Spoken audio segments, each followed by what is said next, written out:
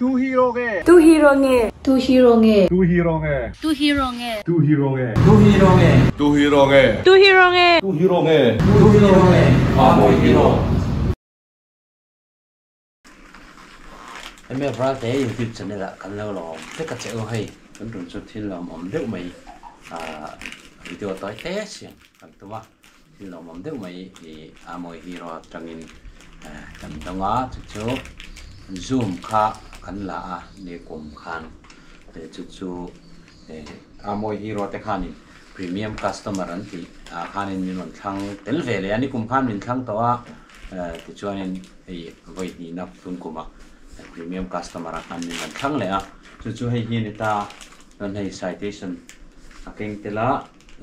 citation ania chon hei ba ka hian hei hi akeng tela en lo ka hian chil du deuh mai oma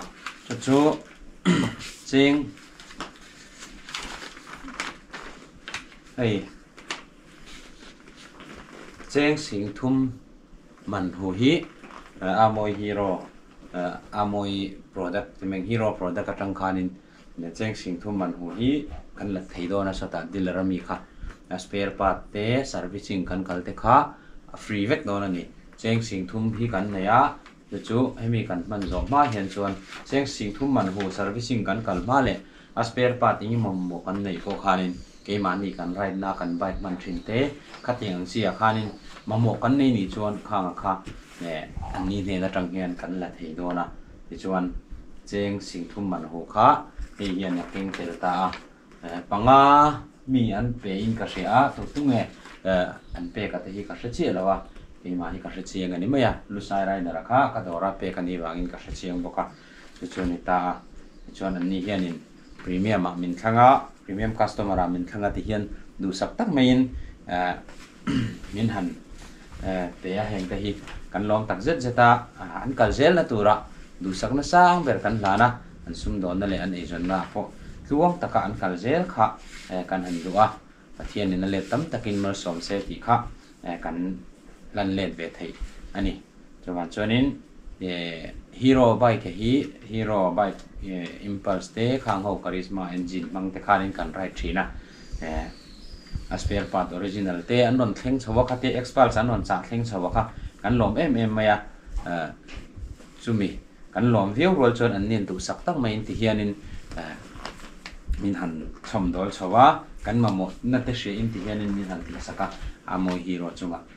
kan lom tak zet zeta chu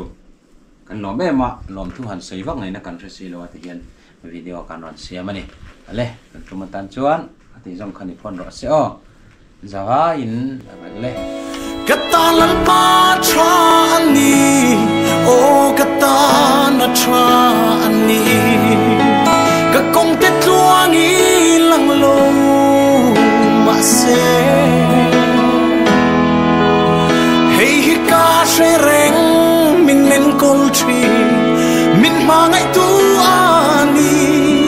ke katan hian lal pa tra ani lam hoi nang ngai tu I hoi sang ngai lova I muti trin I ngai sak zia I ti sak an soi tri ke be se tu reng nei lo hi lam pa I lam ka hoi nang ma chau ani kan be se mei en chu Katalan pa tra ani o katana tra ani ka